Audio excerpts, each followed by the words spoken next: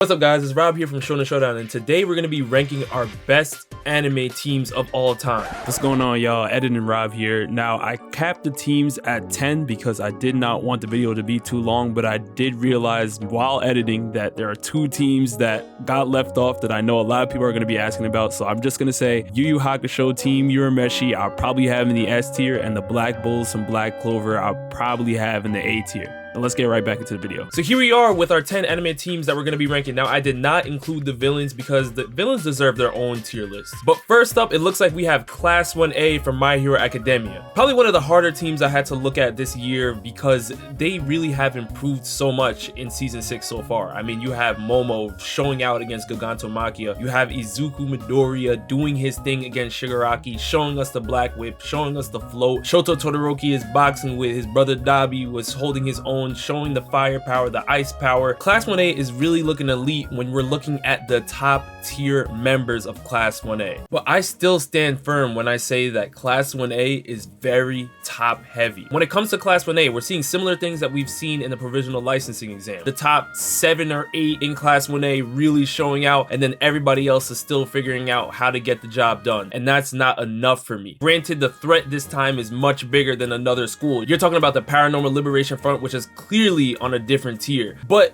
I'm still seeing the same characters doing the same things. For me, all that's really saying is that Class 1A is C tier. I know that's hard for the My Hero fans to hear, but there's around 20 characters in Class 1A, and I'm seeing the same 7 or 8 really holding it down, and then the rest of the class is non-existent. To me, that's not even an A tier team, and you can make an argument for B at maximum for me. Next up, we have the Z Fighters. Now, the Z Fighters, similar to Class 1A, do have a couple of people that have fallen off throughout the years. And because of that, I was looking around the B and C tier, but we have to look at what was going on in the recent superhero movie. We have to look at what was going on in the Tournament of Power. The Z Fighters held it down in the Tournament of Power. Whether it is Goku boxing against Jiren, Vegeta boxing against Toppo, you're looking at Gohan willing to work alongside Frieza to box Dispo. You're even seeing Master Roshi and Krillin fighting against some fodder opponents, and they're holding their own. But Orange Piccolo, that has shown out in the superhero movie, is top tier. Gohan Beast, that was shown out in the superhero movie, is top tier. When we're looking at the improvements that the Z Fighters have made, I'm thinking A tier for the Z Fighters, because we have to remember, even though when we think of the Z Fighters, we think of Goku, Vegeta, Gohan, Gotenks is here.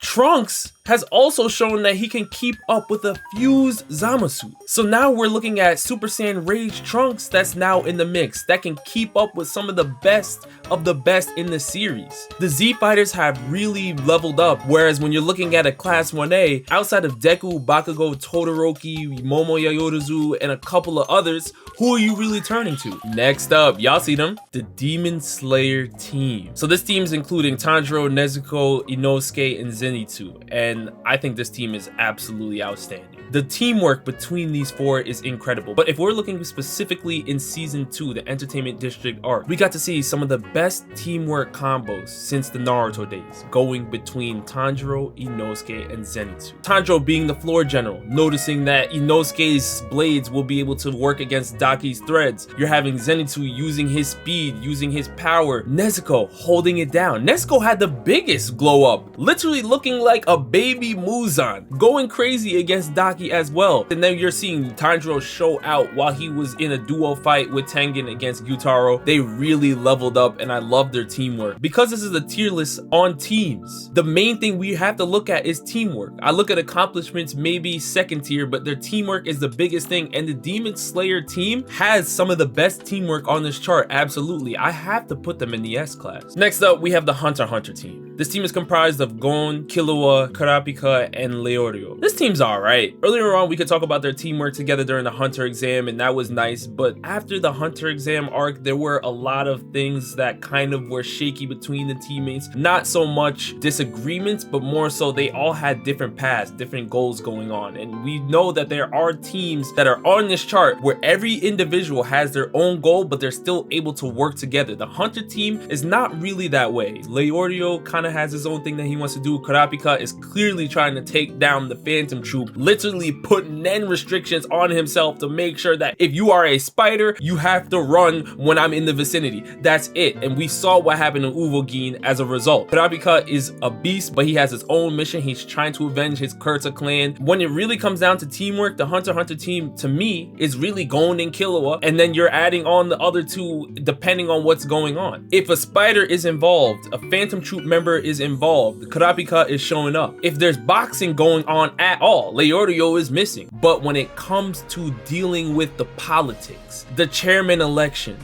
we see Leorio having one of the biggest moments in the series and literally cursing out Gon's father. Each of these characters have their great moments, but when it comes to teamwork, that is Gon and Killua. They are in the conversation to be one of the best duos in all of anime of all time. Gon and Killua being as young as they are and being able to navigate Hisoka, Pito, and Illumi. They have really shown their intellect, their greatness, but Kurapika and Leorio are not always on that same tier. They're kind of on the outskirts of the team. And for that reason, I'm putting them in the B tier, y'all. I don't think that's a bad spot to put them. I just feel like their teamwork is not really all the way there with the four of them. Now, next up, we have Team 7 from Naruto. We're talking Naruto, Sakura, Kakashi, and Sasuke. Now, I know a lot of you guys already know where I'm headed, but in case you do not know, when I'm looking at somebody like Sasuke, I look at Team 7 and there's a lot of questions going on. Not to say that Sasuke's backstory wasn't one of the sadder ones in Naruto, because he clearly went through a lot. For having your own brother Itachi literally take out your entire clan before you, and you don't understand all the things that are going on. But my one gripe with Sasuke is that the moment he figured out everything, I feel like his decisions after hearing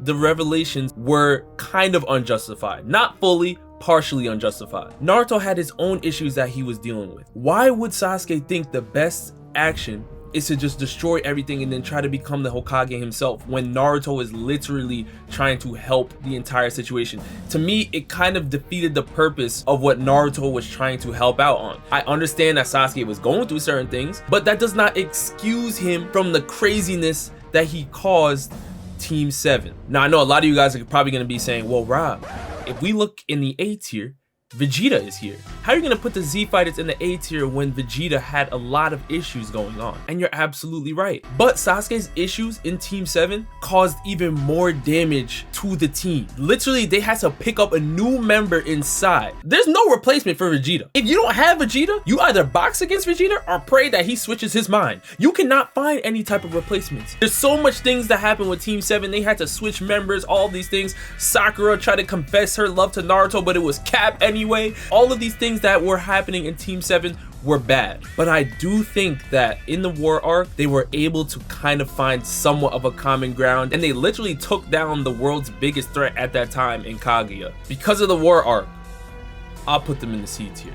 Very, very lucky. This is as a teamwork, this is D tier realistically, but they did level up in the war arc and they did set their differences aside for the most part, and Naruto and Sasuke got their fight, they hashed it out, and now they're good in Boruto. We all know what it is. Now for this next team, this is probably one of the funniest groups I've seen in all of anime, but that's not what we're ranking them on. We are talking about the Joestar group from part 3. With this being the first part that stands were introduced, there was a lot of trial and error against each opponent. What do I mean by this? I mean that every time there was an opponent that they approached, somebody had to be the guinea pig. Somebody had to go in there and pray that they come out alive and figure out the truth of someone's stand. We do see in later parts like Josuke and Giorno and even Jolene that they have a sort of different approach than what was going on in part 3. But this kind of trial and error method that was going on in part 3 kind of messed up the flow. Now, when you're talking about camaraderie, they were all together. They were all in. Kononov had his beef with a few of the teammates, but it was nothing serious. And I'm not even going to take points off of them for having to find guinea pigs to throw in certain situations, whether it was Avdol. Sometimes Joseph had to play that part because his stand was horrible for the most part in Hermit Purple. We didn't really get to see it shine until the latter parts of part 3. But when we're looking at this specific Joestar group, it was very Jotaro dominant.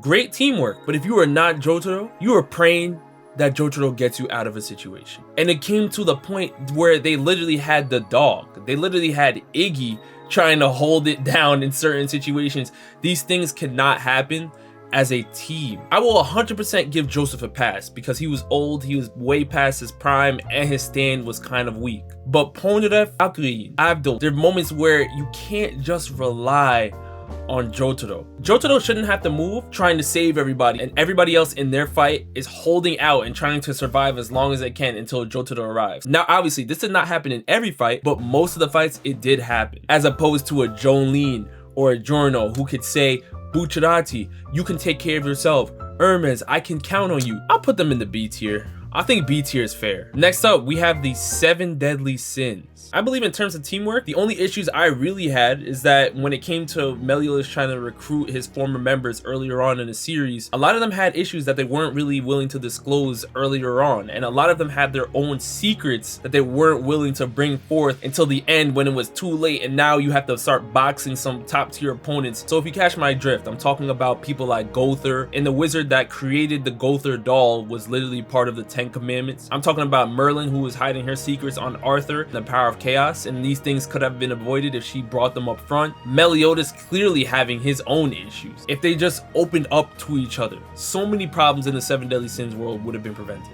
I don't believe that take really ruins the chemistry between the 7 deadly sins. Escanor really carried his weight, and anytime Meliodas stepped out of line, they were able to look at a bond. They were able to look at an Escanor to really draw Meliodas back in. Even Elizabeth, when she was able to awaken her powers, was able to help draw Meliodas back in. Because of what they were able to accomplish, take down the Demon King, help out with Meliodas' curse, and all of these extra things, and they only lost Escanor. That's a win in my book. I'm giving the 7 deadly sins A tier because of what they accomplished. Next up, we have the Straw Hats from One Piece. If you don't know about the Straw Hats, go ahead and find out. The Straw Hats really come down to the Luffy effect. Clearly he's the captain, he's a leader of the crew, but there are many members of this crew that had their own emotional baggage. They had their own thing that they were dealing with. And because of this, the fact that they are still together is obviously credit to Luffy, but it's also credit to them willing to learn to really trust each other. I mean, there's a moment where Usopp almost left the crew because of the going married. Sanji almost left the crew because of his backstory, where you're talking about Judge in German 66 and he wanted to protect them from Big Mom's camp. Nami almost left the crew because of Arlong.